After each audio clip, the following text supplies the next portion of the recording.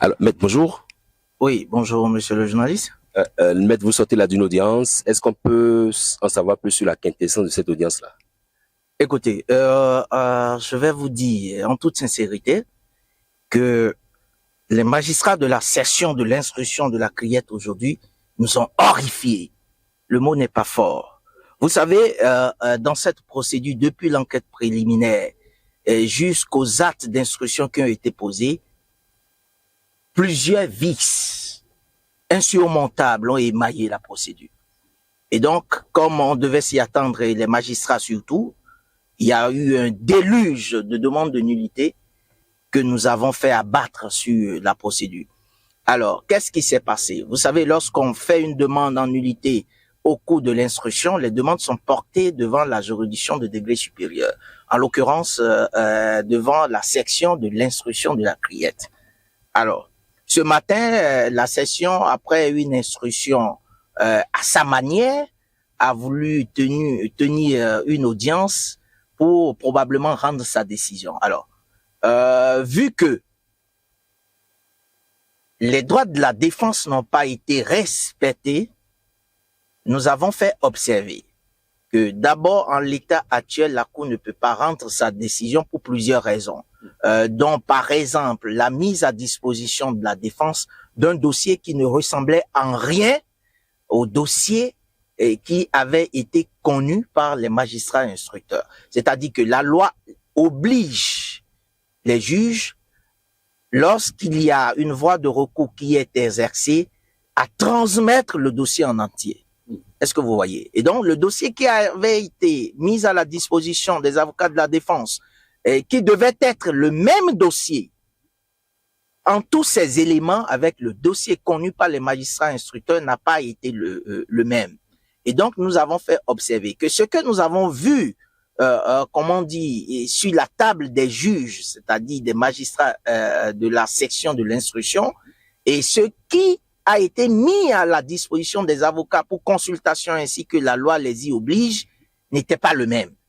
Et donc, le minimum qu'on puisse apprendre, auquel on puisse s'attendre dans un état de droit qui se respecte, c'était que la Cour renvoie, parce que la justice a son délai raisonnable, qu'elle renvoie cette audience afin que les avocats, non seulement ceux qui avaient eu connaissance, que ceux qui avaient consulté le dossier, puissent consulter le dossier en l'état où il se trouve devant eux, et en plus ceux qui ne l'avaient pas fait du tout, parce qu'il y en avait, les magistrats avaient commis l'impair de ne pas mettre, d'abord, de ne pas inviter tous les avocats de la défense, ainsi que la loi le prescrit, à prendre connaissance du dossier. Donc, c'était les b.a.-ba. Ça fait le minimum qu'on puisse attendre d'une institution judiciaire qui se respecte elle-même.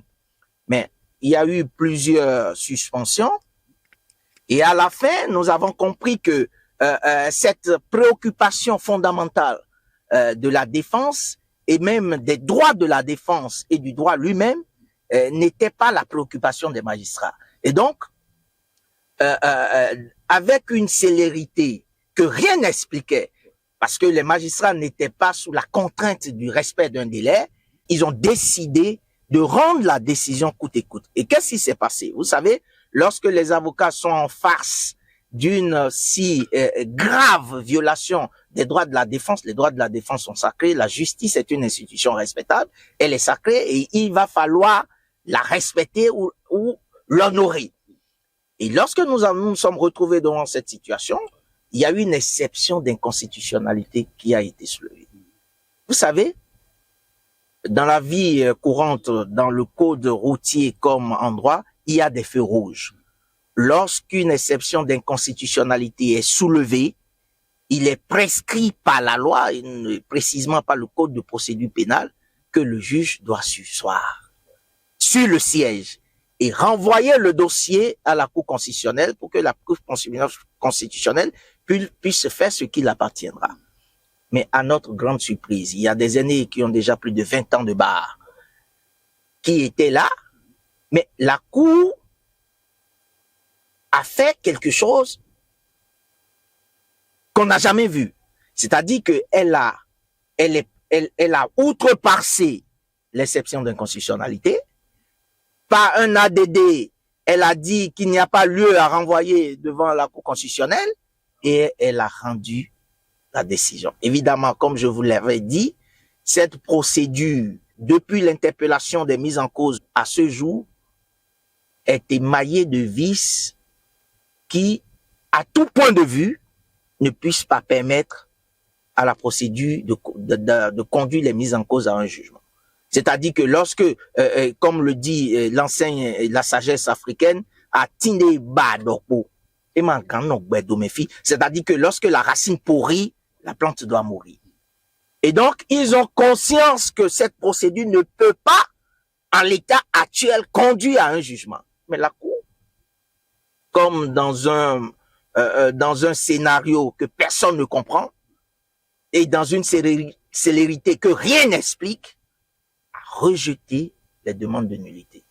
Et donc, pour vous dire en formule de fin, que jusque-là, nous avions toujours pensé que nous sommes devant une institution judiciaire qui incarne la sacralité, qui est la quintessence même de ce pouvoir.